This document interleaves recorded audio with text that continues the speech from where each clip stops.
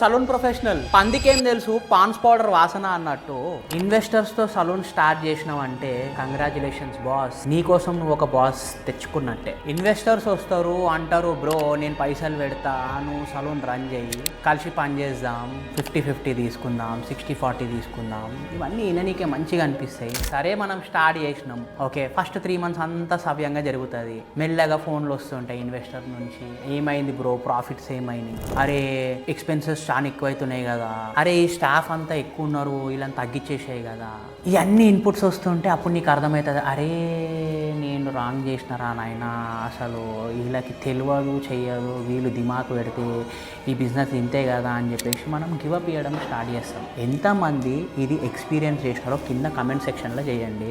Mostly చెయ్యరు మీరు, ఎందుకంటే మీరు అవన్నీ చేసి వదులుకున్న సబ్జెక్టులు అవి, బట్ స్టిల్ చేస్తే మజా వస్తుంది. చాలామంది సలూన్ ఓనర్స్ సలూన్ బిజినెస్లో ఒక వెండింగ్ మెషిన్ లెక్క చూస్తారు, ఎందుకంటే దాన్ని ఒక కమోడిటీ బిజినెస్ లెక్క చూస్తారు కదా. సో పైసలు పెట్టంగానే వస్తాయన్న ఆలోచన హై లెవెల్ ఉంటుంది. సో నువ్వు రియలైజ్ అవుతావు ఇన్వెస్టర్స్కి బిజినెస్ సెన్స్ లేదు, సలూన్ సెన్స్ లేదు. వాళ్ళకి ఏంటంటే జస్ట్ ఫాస్ట్ రిటర్న్స్ కావాలి, ఫాస్ట్ పెట్టినామా పైసలు వెళ్ళినాయా, ఇట్లే ఉంటుంది వాళ్ళ మైండ్ సెట్. సో ఈ ప్రెషర్లా మీరు రేట్ కట్ చేయడము, చీప్ ప్రోడక్ట్ వాడడము, క్వాలిటీ దించేయడము, స్టాఫ్ని హైర్ చేయడం మానేయడము, లేకపోతే వాళ్ళ శాలరీలు తగ్గించడం, రైట్ క్యాండిడేట్స్ని పెట్టుకోకుండా బిజినెస్ రన్ చేయడము, and end of the day మన దూల మనమే తీర్చుకోవడం, ఇదే జరుగుతుంది.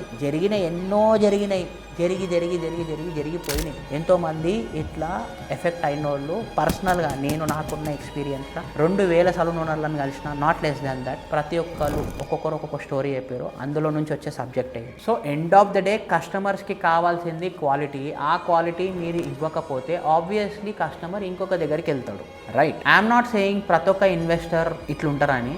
ఇన్ జనరల్ ఎన్నో రకాల మనుషులు ఉంటారు కదా, అందులో ఒక రకం గురించి చెప్పిన అంతే. స్వామిమాలలు ఉంటూ నేను ఫస్ట్ వాడిన హుక్ నీకు క్షమించాలి, ఎందుకంటే ఇన్స్టాగ్రామ్లో అటెన్షన్ కావాలి, నా స్పెసిఫిక్ ఆడియన్స్కి ఇది వెళ్ళాలి అంటే నేను అలాంటి హుక్స్ వాడాలి అని చెప్పేసి మా ఎడిటర్ చెప్పిండు, అందుకనే వాడిన. Thank you so much. నేను ఇట్లాంటి క్వాలిటీ ఇన్ఫర్మేషన్ షేర్ చేస్తూ ఉంటా.